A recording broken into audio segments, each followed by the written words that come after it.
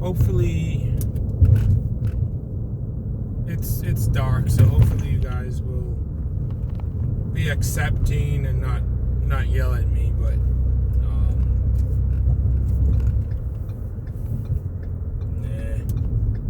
I don't feel like running a red light tonight, you know what I mean? I have no clue why this phone is fuzzy. Okay, is that how we need to do it? No. Do we need more light? I think you guys need more light. Okay, we'll just work with that. So, just some quick comments on some other car manufacturers, including Ford, because I'm still going to talk about Ford, but I want to give a shout out to Toyota. My dad has a Toyota Highlander, but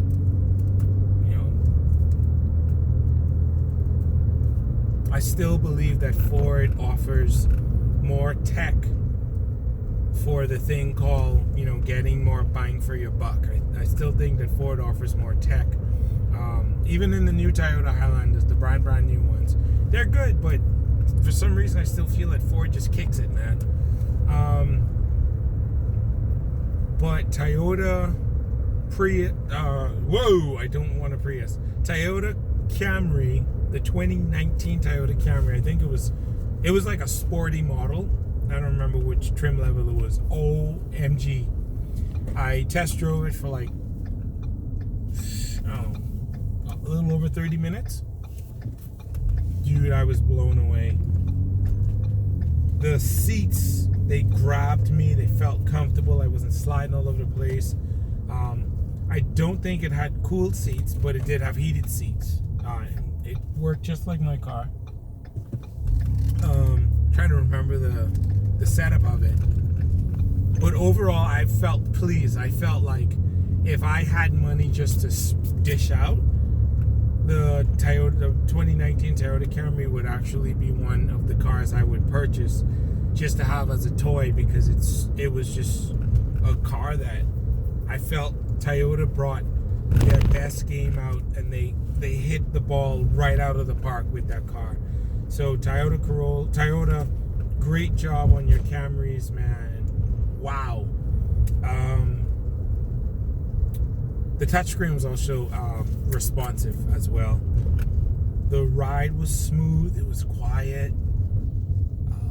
The car didn't feel like it was cheap quality. It really did not. So I was blown away by that. So once again, Toyota, congratulations on that. This is coming from a Ford guy. I have a few shares in Ford. Not that I'm an owner of Ford, but since I could buy shares in them, and I love Coca-Cola, so I have shares in Coke as well. But kudos to them. Also, the Nissan Altima, I think it was a 2018. I'm not sure. I can't remember, because I was just like driving a few of them. Good job. The car also doesn't feel flimsy. It felt like it was put together well. Nissan, you felt like you were picking up your game, so kudos to you on that one. Good job. And wrapping it right back around to my company, Ford. The 2019 Ford Fusion Sport, the 2019 Ford Explorer, I think it was limited. It was like classy. I stepped inside of it and I was like, yo, I think I want this. Like, it was classy. Black interior, wood trim, everything was just beautiful. The car looked like it was put together not by a bunch of people just super gluing and sticking parts together, but it looked like it was put together by like high-tech machines that was like boom, like making sure everything was perfect. The dashboard I took a picture of that. I put it on my Instagram. I'll probably send the link to this video. It was high definition. Like, I'm looking at my dash now, and it's like, it's cool. But for some reason that was so like high definition.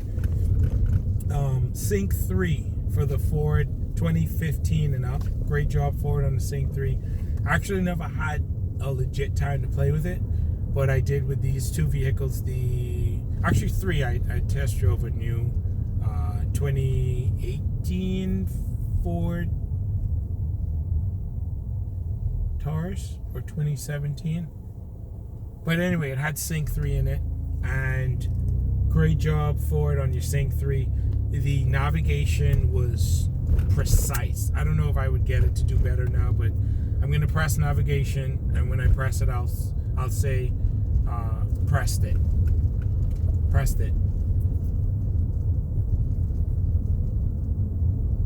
All right, now the map fully loaded. So I don't know if that was 3 or 4 seconds, but that felt too long. And sometimes if I'm coming up to a corner, I'm like, oh, where am I? Navigation, and it like takes long. And I have Sync 2. So Sync 3 is something, if I plan on some good money, I would get a Sync 3 system put in this. Or I would just, if I had enough money, I'd just get a brand new Taurus.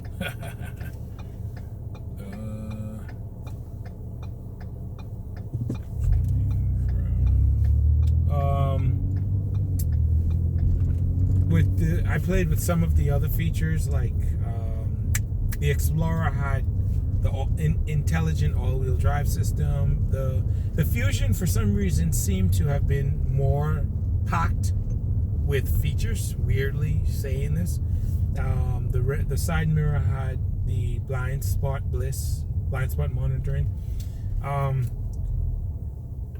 So I'll admit, I wasn't 100% paying attention. I'm always paying attention when I'm driving.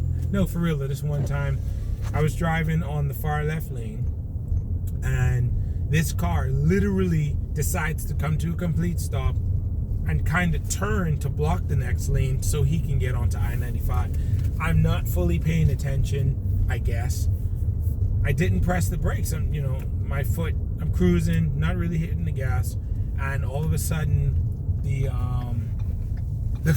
Ford Fusion said, and the car literally braked and stopped, and I was like, whoa. Like, I was impressed with that Ford. I was super impressed. I don't know if it came to a complete stop, but the car literally, the brakes grabbed, and like I'm pretty sure I came to a complete stop, but I was impressed with that. So good job on that.